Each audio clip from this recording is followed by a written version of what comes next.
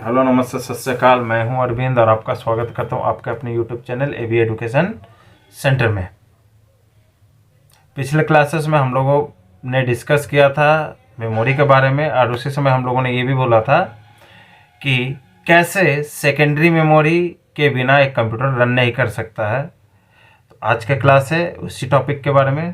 तो आइए शुरू करते हैं और जानते हैं कि कैसे सेकेंडरी मेमोरी कंप्यूटर के स्टार्ट होने से लेकर के कंप्यूटर ऑफ होने तक एक अहम भूमिका निभाता है और उसके बिना एक कंप्यूटर कार्य नहीं कर सकता है।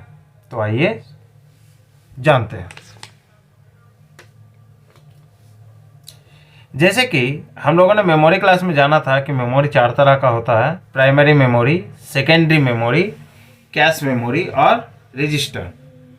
जिसमें से दो ऐसे मेमोरी थे जो कंप्यूटर का परफॉर्मेंस और उसका स्पीड बढ़ाने का कार्य करता है, और वो है हमारा रजिस्टर और कैश मेमोरी। और इनका स्टोरेज क्षमता वही बहुत कम होता है और ये वोलेटाइल इन नेचर होता है, मीन्स भुलक्कड़ होता है। अब एक चीज़ को समझिए, भगवान हमको शरीर दिया, दिमाग दिया, पर याददाश्त नहीं देता, तो क्या होता? हम कोई भी कार्य नहीं कर पाते हैं, क्योंकि कार्य करने के लिए वो किस तरीक़े से होता है वो याद रहना चाहिए, तभी हम किसी भी कार्य को कर पाएंगे, है ना। और जैसे कि हम जानते हैं कि कंप्यूटर को कार्यशील बनाने के लिए सिर्फ हार्डवेयर ही नहीं, उसमें सॉफ्टवेयर भी चाहिए। और सॉफ्टवेयर क्या है? इंस्ट्रक्शन का मीन्स सॉफ्टवेयर क्या है? एक ऐसा प्रोग्राम है जिसमें बहुत सारा इंस्ट्रक्शन लिखा रहता है ना, कि क्या क्या होने से क्या करना है, कैसे करना है इत्यादि। हार्डवेयर तो जो भी चीज़ें हम कंप्यूटर में देख पा रहे हो सारे के सारे जो है हार्डवेयर हैं, ठीक है। लेकिन उसमें प्राण डालने का कार्य करता है हमारा ये सॉफ्टवेयर।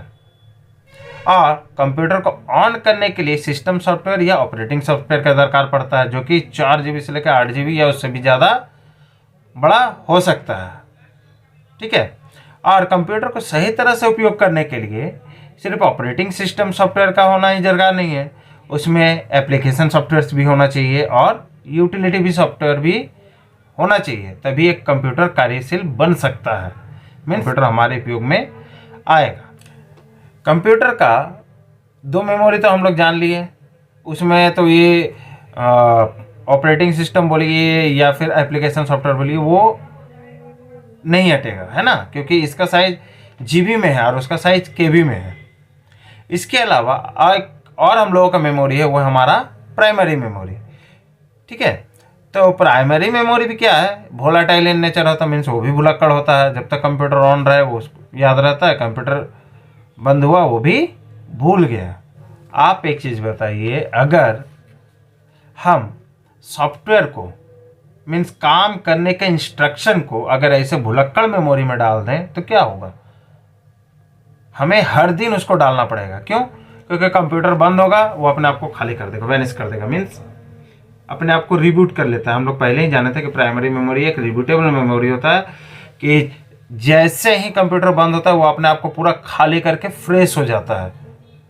तो अगर हम इंस्ट्रक्शन को बार बार बताएं, मीन्स आपको एक चीज़ बताता हूँ, अगर आपको बार बार ये बोला जाए जोड़ना है, घटाना है, फिर जोड़ना है, ठीक है, आप पहले दिन कर लिए काम कर रहे हैं, फिर फट से आप उस चीज़ को भूल गए, मीन्स लाइन गया, आप उस चीज़ को भूल गए, फिर आपको आकर के बताइए ऐसे जोड़ना है, ऐसे घटाना है, फिर ऐसे जोड़ना है, मीन्स जितना बार ये करंट चला जाएगा या कंप्यूटर बंद होगा वो सारे सॉफ्टवेयर को हटा देगा। इससे क्या होगा? काम करने में हैम्पर हो जाएगा, है ना। इसी चीज़ को देखते हुए सेकेंडरी मेमोरी का निर्माण करा गया कि यह नॉन वोलेटाइल इन नेचर होता है, मीन्स ये चीज़ों को याद रखता है मरते दम तक, मैंने बताया था ना। और इसका स्टोरेज क्षमता बहुत ही ज़्यादा होता है ना। और कोई भी काम हम करके उसमें सुरक्षित रख सकते हैं और इन फ्यूचर के लिए उसको हम लोग निकाल भी सकते हैं।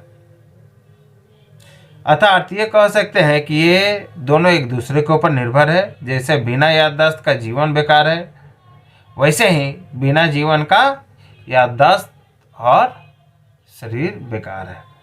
इन शॉर्ट बिना सेकेंडरी मेमोरी का कंप्यूटर बेकार हो जाएगा, और कंप्यूटर के बिना सेकेंडरी मेमोरी का तो कोई अस्तित्व ही नहीं है।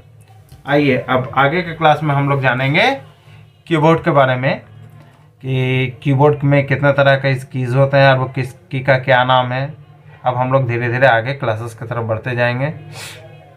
होप आपको ये वीडियो पसंद आया होगा। वीडियो देखने के लिए धन्यवाद।